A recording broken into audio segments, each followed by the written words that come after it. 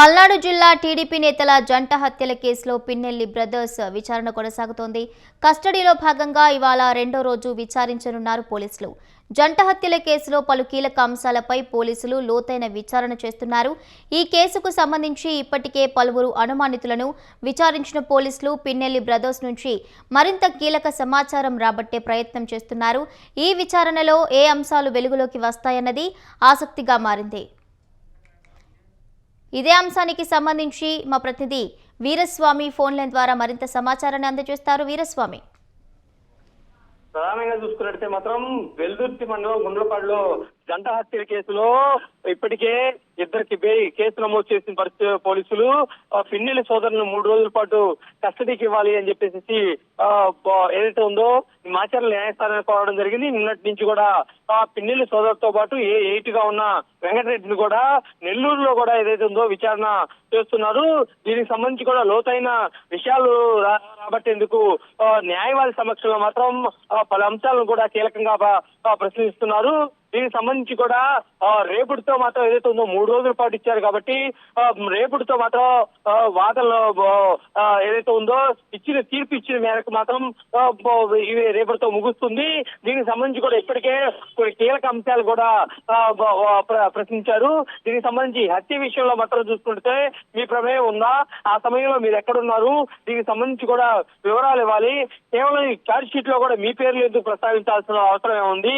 ఈ హత్య కేసులో ఆధిపత్య పోరులో దీంతో పాటు చూసుకున్నట్టే మాత్రం అక్కడ ఎక్కువగా పిన్నెల్లి సోదరుల విషయాలే ఎక్కువగా వినపడుతున్నాయి అని చెప్పేసి అక్కడ కస్టడీకి తీసుకుంటే మాత్రం కస్టడీలో పలు ప్రశ్నలు కూడా సంధించడం జరిగింది.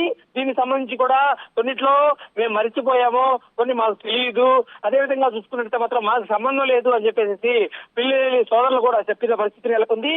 అదేవిధంగా చూసుకున్నట్టే మాత్రం నెల్లూరు జైల్లో రేపటితో ముగుస్తుంది కాబట్టి అదేవిధంగా ఈ రోజు మాత్రం కొన్ని కీలక అంశాలను కూడా బయటపెట్టే ఆధారాలు చూపించి ఈ సమయంలో మీరు ఎక్కడ ఉన్నారు, ఈ సమయంలో మీరు ఎవరికి ఫోన్ చేశారు అని చెప్పి కొన్ని కీలక అంశాల ఆధారాలు దగ్గర పెట్టుకుని ప్రశ్నించే అవకాశాలు ఉన్నట్టు మనకు తెలుస్తోంది.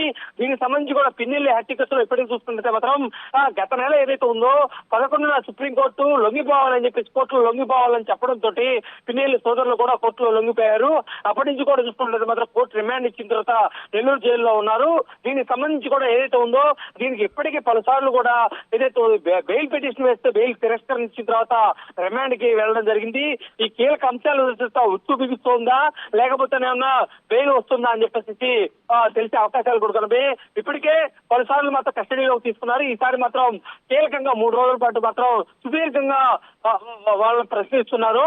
అదేవిధంగా చూసుకున్నట్టే మాత్రం కొన్ని సందర్భాల్లో చూసుకున్నట్టే మాత్రం ఏదైతే ఉందో గతంలో కూడా ఎన్ని కేసులు ఉన్నాయి, మీరు పారిపోవడానికి కారణం ఏంటి, మీరు బెయిల్ కి వెళ్ళడానికి కారణం ఏంటి అనేది కూడా అడిగారు. అడిగిన తర్వాత పోలీసులకి దీనికి సంబంధించి కూడా మాకు ఎలాంటి సంబంధం లేదు అనే ప్రతి ప్రశ్నకి సంబంధం లేదు, మేము ఆ సమయంలో లేదు, మాకు ఎలాంటి సంబంధం లేదు, కావాలని ఇరికిచ్చారు అని చెప్పేసి వాళ్ళ సమాధానాలు కూడా చెప్పినట్టు తెలుస్తోంది. Right, thank you Veeraswamy, thank you for the updates.